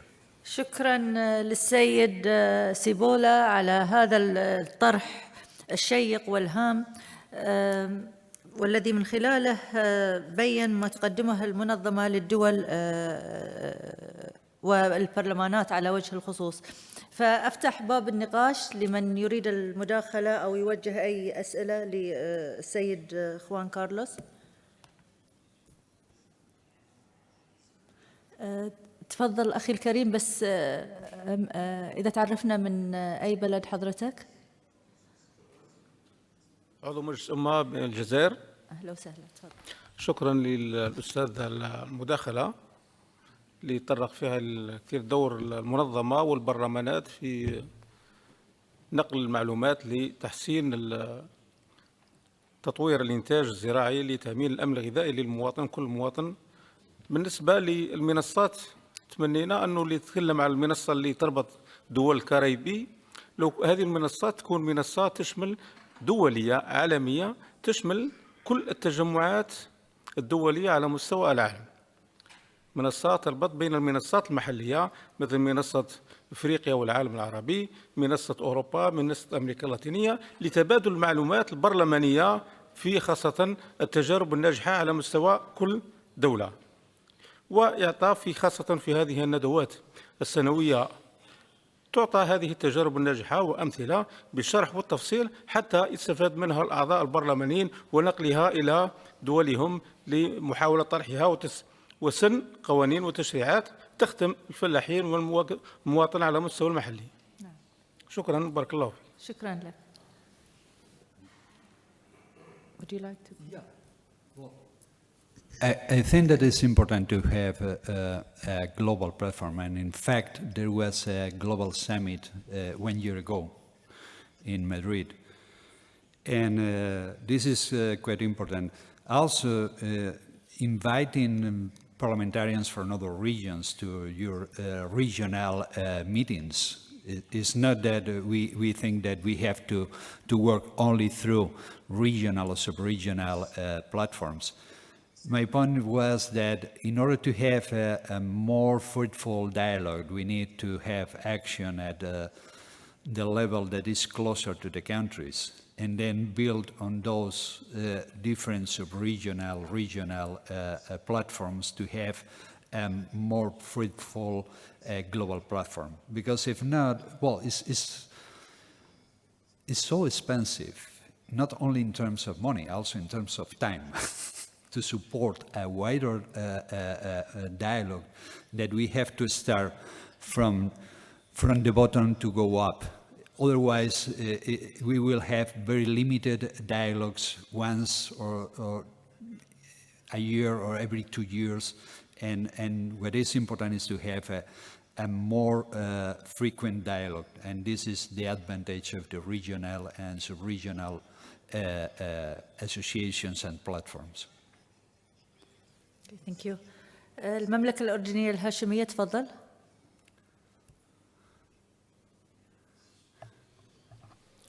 شكرا سعادة الرئيس.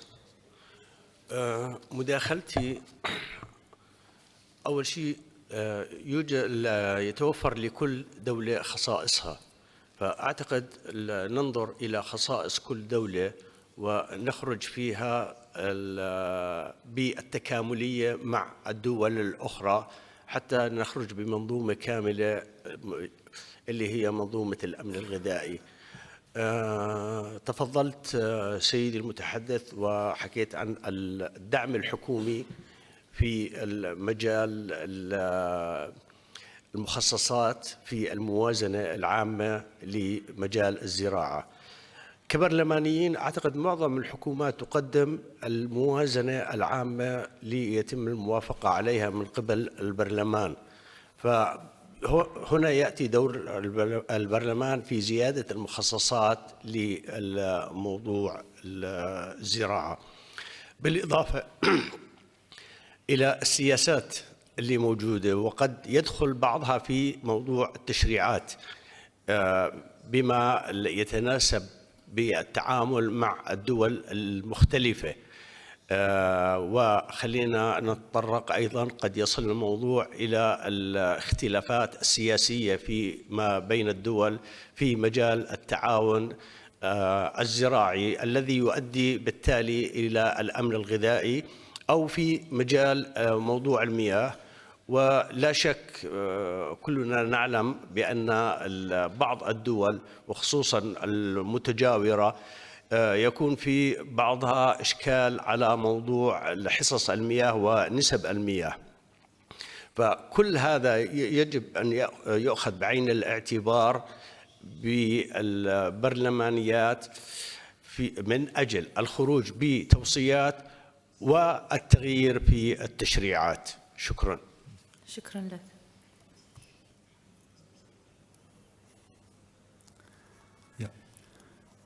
Thank you for your contribution. It's quite important to highlight the different contributions that can come from the Parliament. It's true that there is a part that is related to legislation production, but also, as you mentioned, the main law that is approved in the Parliament, in most of the parliaments every year, is the budget law. And the budget law provides a good picture of the priorities of the government. And the public budget is not enough to solve the problems of hunger and malnutrition. The budget, the public budget provides funding for public goods. And public goods are those tools that any society need to build the collective action and facilitate the capacity of the people. So it's not the same to allocate budget to support the production of staples that the country is able to produce enough staples, but continue allocating budget to those productions by tradition, and because it's difficult to change, because those that receive those support are acquainted, and then providing additional funding, for instance, for research to deal with climate change and adapt the seeds and productions to the new reality. And sometimes it's not a big amount of money, but it's difficult for the government to justify this if they don't have the support of the parliament. If the parliament is not aware that this is a key investment for the country, or building roads for remote areas that we can try to improve the production, but if they don't have access to the market, they will not be able to sell their crops, and this will not be sustainable. So this role of the Parliament about highlighting the structure of the government budget and the priorities and suggesting the government to make some changes to adapt better to the realities is quite important. Also, there is another function in many parliaments, that is the oversight over the government action. And this is a key function. It's important that the Parliament can provide feedback to the government about the implementation of the policies. The policy could be a good one, but sometimes, many times, and this is the reality of all the countries, it's not just a reality of a specific country. Implementing the policies is a challenge. And highlighting where the policy is not working is quite important, because it's not to say you are doing bad, you are doing wrongly. It's to say this is not working, we have to change our mind because we want to solve the problem. We want to improve the well-being of our population. And if this is not working, we need to find a different solution. Maybe it's just to fix something, or maybe it's a bigger change, but it's not working. And this is also an issue that the collaboration between parliaments and think tanks and academia could be really important. Providing by the academia or think tanks some analysis that help the parliamentarians to say, it's not my perception. This program is not reaching the people in this region, or is not improving the condition of the people, even if we are spending a lot of money. We have to change our mind and find a different solution. And also, you mentioned the role of parliamentarians supporting dialogue and building consensus beyond the national borders. We share a planet, and we have to work with our neighbors. And sometimes, if there is a partisan approach to some problems, it's not possible that the government can have a fruitful dialogue with the other countries. So also the support and consensus in the parliament is basic to find solutions to problems that have a multinational nature that involves more than the country. So thanks, because you highlighted the importance and the different roles of the parliaments. شكرا. أخذ مملكة ليسوتو. تفضل. Thank you very much. Thank you. This is a very interesting topic when it comes to the issue that we always call separation of powers. The executive and the legislature, when they work on the question of finance, appropriation bills and the like. The pattern that we are faced with nowadays, it's about the supremacy of Parliament, especially on the issues of money distribution, budgeting, where you find that the executive really wants to intervene into the powers that the Parliament does hold. That is, passing the budget, where government seems to be really ruling on their own, and they have the carte blanche of control even on the budget against what is the will on the ground for the parliamentarians. So we are now faced with that big challenges when we have to influence the change, especially in the making laws, on this very same issue. Because government might have its own priorities that always prevail over what the parliamentarians need. I do not know if you would have a sort of an answer, or the way we can deal with this is so that Parliament can see itself doing its role properly, especially on the issue of finance, finance that would help programs that we have on the ground in our villages, in our districts, where the real matter or what happens really is on the ground by the parliamentarians to help government do the work. Now, this is a very legal matter, I know. I don't know if you have an answer of parliament, executive, government, executive, parliament, and of course even the judiciary sometimes. We are having these challenges. I don't know what is your experience and what you can share with us today with that. Thank you. Yeah, the issue of the budget is a real challenge. First of all, because even if the Parliament has, in theory, the supremacy to adopt a budget, the budget cycle gives very few time and many times very limited information to the parliamentarians. And you cannot block the budget for 2 years. You have to finally arrive to a consensus and approve a budget, because the option of blocking the budget because you are not in agreement with the government is worse than approving a budget that you are not so convinced that is a good budget. That's true. This is why I was talking about building coalitions and building consensus. For instance, we have an example in Guatemala. In Guatemala, in 1996, there was a peace agreement. It was agreed that by 2004, the public budget will reach the level of 12% of the internal gross product. Okay?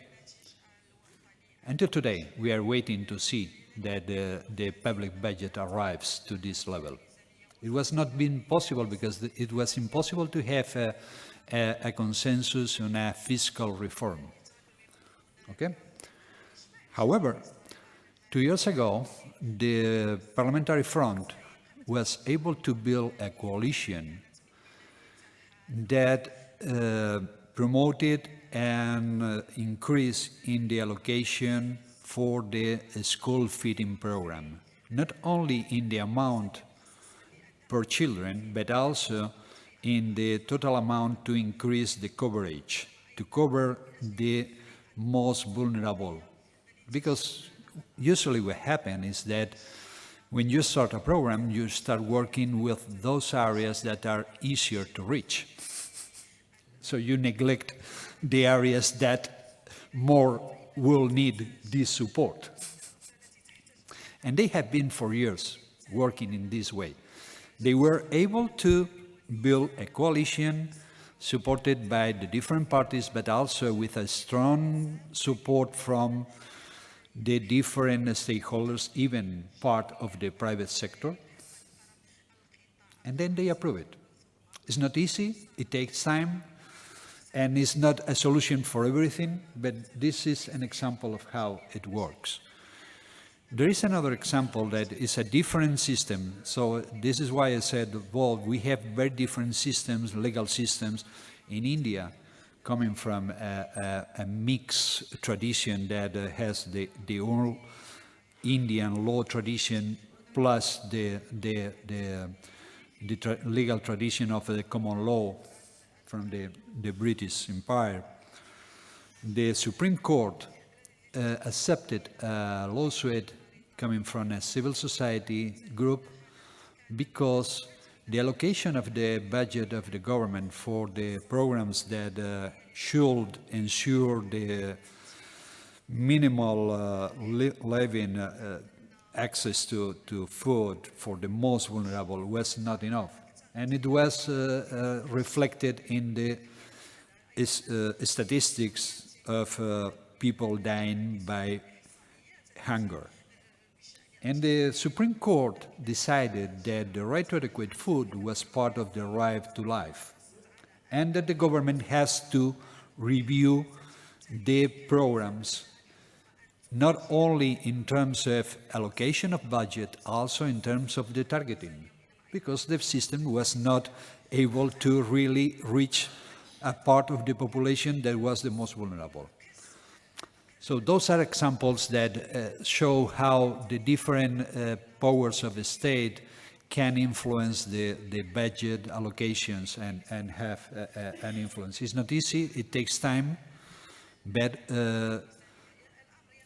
well, we have to find solutions. So we have to be innovative and work on those on those lines. And thank you for the question. That is a really important question. شكرا لك. الأخت الفاضلة من الجزائر المغرب، أهلا وسهلا، تفضلي.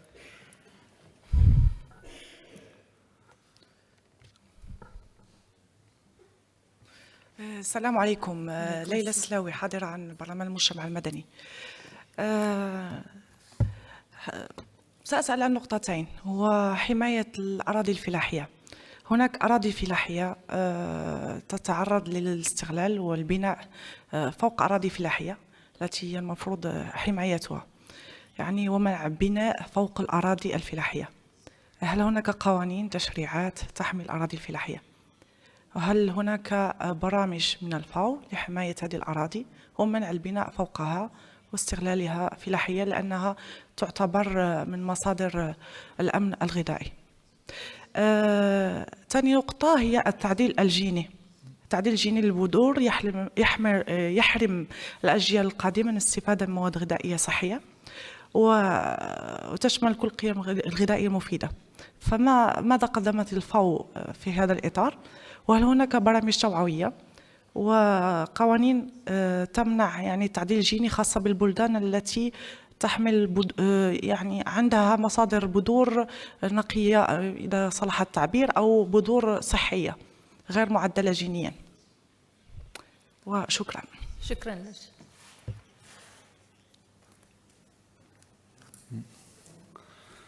Okay. Well, the first question, the issue of protecting arable land is a real challenge because we have to facilitate the coherence of the policies of different levels of government. Usually, the last decision and the enforcement of the law is under the local governments. And not always they have the capacity. Also, they have a conflict of interest because they want to have a bigger city because then you have more power. That's the reality. And it's difficult for them to also manage the pressure of the different local stakeholders when it comes about the protection of arable land. There is an international initiative that is the International Pact for Food Urban Policies that was launched in Milan in 2015. That is an interesting initiative because now local governments and city governments are more aware and trying to work on food security and nutrition, not only in the social protection part. It's also many cities feel that their future and their stability is associated to food security and nutrition, and not just to be able to receive food from the rural areas. So, and I think that we have to work through these kind of initiatives, engaging also with local governments, and facilitating coherence between national policies and local policies. Also the capacities for the local governments. We ask the local governments to solve everything, but we don't allocate them the resources. And I'm not talking only about the budget, it's also the human resources and the capacity to organize those human resources. So this is, and there is a program in FAO, a long-standing program that is for the cities that has been very active on this area of protecting natural resources. But this is an area of work that is is necessary to work at country level and the request if the country needs some specific support, because we cannot go into the countries and tell the countries, oh, you are doing this in a manner that is endangering your future. We know that not preserving the capacity of the land is a big problem. And regarding seeds, well, the issue of the seeds and genetic modifications, in general terms, the use of technology in the field of seeds, IFAO as a technical agency, what it does is to provide the countries the best knowledge that is available, and countries have to make their decisions. I mean, it's not an issue that is easy to make decisions. We have countries that now are producing medicines using genetic resources, and through this they have made available expensive medicines to the poorest because they cut the cost. Of course, there is a principle of prevention in order to be sure that we are not doing something that could affect the environment in a negative way. But the decision about the use of technology is a decision that should be made by countries. And in the issue of the seeds, there are two different parts. One is the part that is related to the use of technology and the risk for environment, and the second part is the concentration of power in very few number of companies. And it's an issue of governance and asymmetry. And we have to be clear about both issues when we discuss. If not, we will find the wrong solution. And I go beyond my capacity because I'm not an expert on seeds, but more or less those are the issues that are today in the discussion. Thank you so much. ناخذ آخر المتداخلين لو سمحتوا، لأن نظرا لضيق الوقت فاضل لنا 5 دقائق فقط. الأخ الكريم من الجزائر.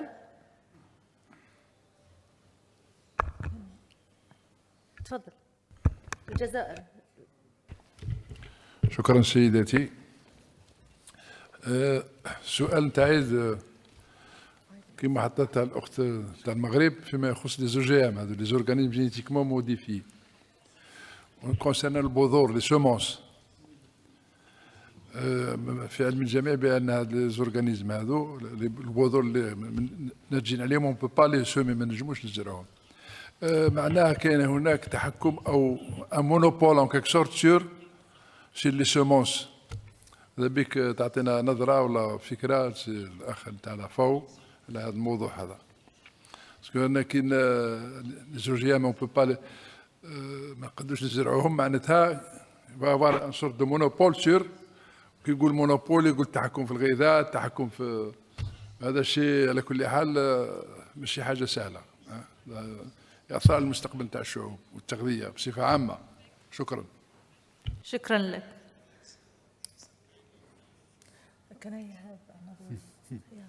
تفضل الأخ من كينيا. Thank you, Madam Moderator and presenter. Mine is just to comment on what the presenter said. Yes, it's good to start at a smaller level because these problems or these issues need to be addressed so that by the time you come up to an international level, then you have carried all the issues on board. In my case, for food security, you have within the same country people having different ways of life. Like you have pastoralists, then you have the farmers. So the government policies should be such that they assist production in where, like in the farming areas, provide proper seeds, proper inputs. Then at the end of the day, once they have produced, there must be some way of connecting that production to the other part of the country which doesn't produce that food. The same way, for the pastoralists, there must be some way of providing market for the livestock on the other side. So I think that's where parliaments have to come in, provide the right policies so that the government ensures that redistribution and ensure food security within the country, then we can move to the regions. شكرا. Sister from here, from the civil society and the NGOs. Their work, of course, serves a lot of desire for the people on the ground, because they are the voice of the voiceless. I would encourage the NGOs and civil society on the issues like the Arab land to be used sufficiently and to make them very much conversant in trying to protect the people, the land, the people who've got land, or the arable land that is accessible to the people themselves. So the voice of the NGOs and civil society is quite helpful to the people who are really in need of securing the land, because we are saying land and food go together. So I encourage my sister that that's a very fruitful and a very important issue that she talks about when we talk about arable land, access to the people so that they can make food and success into their livelihoods. Thank you very much. Thank you. Yeah. Well, 5 minutes. yeah, shortly, about the issue of seeds, we need a better governance. The issue of seeds is an issue that is complex, and we need a better governance. And it's something that needs to be discussed at country level and then from the country level to the international level. On the issue of Kenya, well, Kenya is a country with a strong devolution process. And it's true that one of the roles, and probably something that needs some attention, is that through this devolution process, we need to ensure that the national policies are coherent with the local policies, and facilitating this connection between the different parts and different sectors. And the Parliament is the place that can facilitate this, because at the Parliament you have representatives coming from the different constituencies. And this is a place you can build the consensus between the interests of the different constituencies. So I agree totally with the importance of the Parliament to bring together the different stakeholders' interests and connecting with the national policies. And about the issue of the participation of civil society and local stakeholders, well, parliamentarians cannot work if they don't receive feedback from the people they represent. So the importance of those collaborations is clear, and we think that in the future we will see more collaboration. Okay. Thank you. شكرا جزيلا للسيد خوان كارلوس غارسيا سيبولا، الخبير في مجال الحق في الغذاء في منظمة الفاو، وأيضا الشكر لحسن إصغائكم ومداخلاتكم القيمة التي أثرت هذا النقاش. الشكر الجزيل للجميع، ونراكم على خير. شكرا.